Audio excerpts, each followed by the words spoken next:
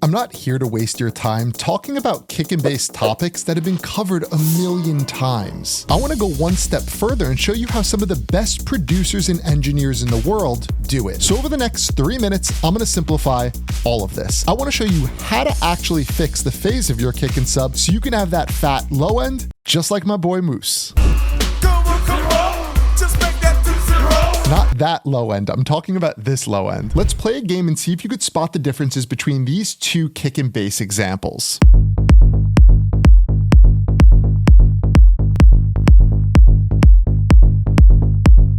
When we talk about phase, we're going to be talking about these waveforms, these squiggly lines. The first thing I notice is that the purple audio waveform doesn't look or sound consistent at all. It was constantly changing. Some of the bass notes were louder, some were quieter. Even some of these kicks are getting affected and losing volume. So remember, the height of this waveform is just showing us volume. The taller it is, the louder it is, the shorter it is, the quieter it is, and the left to right is actually showing us the phase. So in the middle of my kick is just randomly dipping down, it's actually losing volume. Think about what that does to my mix. Or when there's no consistency here in my sub because each hit is different, think about what that means to the consistency of my low end. Now, if you look at the yellow waveform where I did adjust the phase so the kick and bass work well together, you'll notice how consistent it sounds and looks. Let's play them back one more time since you now understand what to look for and listen for. It's those inconsistencies between the yellow and the purple.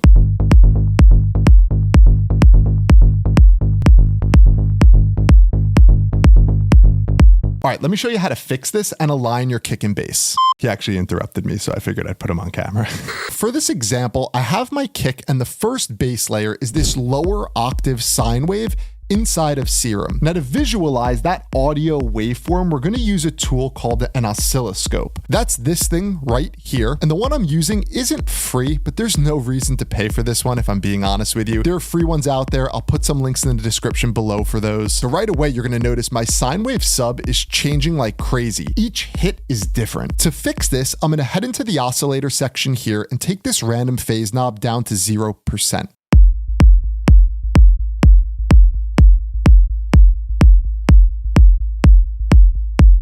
By default, this is going to be set to 100%, and all it means is each sine wave that this oscillator produces, it just starts from a different point in its phase cycle. But that also means that each time the sub is produced, it's going to create a different waveform because of its different phase. So right off the bat, for consistency, that might not be a good thing. What I'm going to do here is begin to adjust the phase knob inside of my oscillator and control the starting point of the sine wave that is being produced. And this will just give us different results with how the sub and kick are interacting. Let me show you an example of what bad and good look like.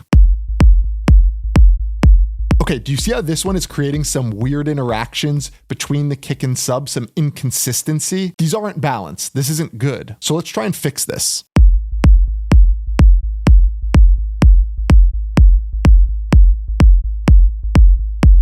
Notice how much more consistent this one is. This consistency is so important to your low end. You don't want volume dropping out because imagine what that would mean to your sub, the power of your low end in the track. That's not a good thing. Keep in mind, things like sidechain can affect this phase relationship as well. Wherever there's overlap, you're going to be dealing with the phase of different signals interacting with each other. So you still need to use sidechain to duck most of your bass out of the way of the kick drum. But for the moments where there's a little bit of overlap, you want them to be as phase aligned as possible. You don't even have to be perfect here. Just being mindful of this and making some adjustments will pay huge returns in the quality of your mix, specifically the low end. So let's move on to the next layer above this, which is my mid bass. Now, as you move up to these higher octaves, you're going to notice the waveforms become more condensed. And that's just because higher frequency has a shorter wavelength. So when I put this higher layer on top of what we already had, you're going to notice it doesn't perfectly fit above them. It sort of fits on top and in between, but we still want there to be some consistency. So once again, I'm going to set this random phase to 0 on both of my oscillators. And now I could start adjusting the individual phase knobs to get that consistency I'm looking for oscillator A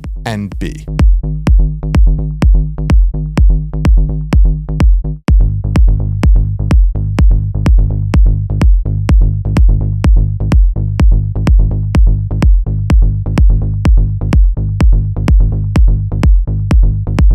Now now comes the tricky part. What happens if your bass is not just repeating the same note over and over? What happens if it's changing in pitch or following a progression? Well, guess what? So does the phase. That is going to change now as well, and we're going to have to address it and fix it. So let me show you how to solve this problem. But first, if this is something you've been enjoying, like topic, technique you didn't know you haven't been doing, toss me a like, consider subscribing if you haven't already. And for those of you that are interested in working with us at Cosmic Academy, we have an artist development program. We've been doing this now for 10 years, and the results we've had are pretty remarkable. The students, they're signing to huge labels. They're playing the biggest festivals in the world. So if you're interested in working with us on that side of things, taking it a little bit further, I'm going to drop a pinned comment that'll have all that information so you could check it out. So what I would do is loop this next section here where the bass notes have changed. And I could just automate this phase knob to the value that works best for this particular note, the value that creates balance for this particular note. And I would just continue to do this through each note of the progression. The other way you could do this too is, instead of automation, I could link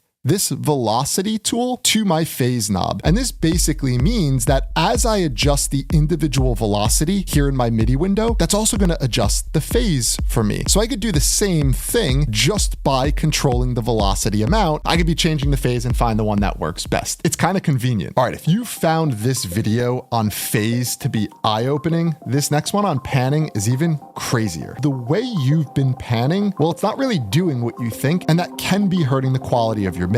So let me show you how crazy this is, and more importantly, how to fix it.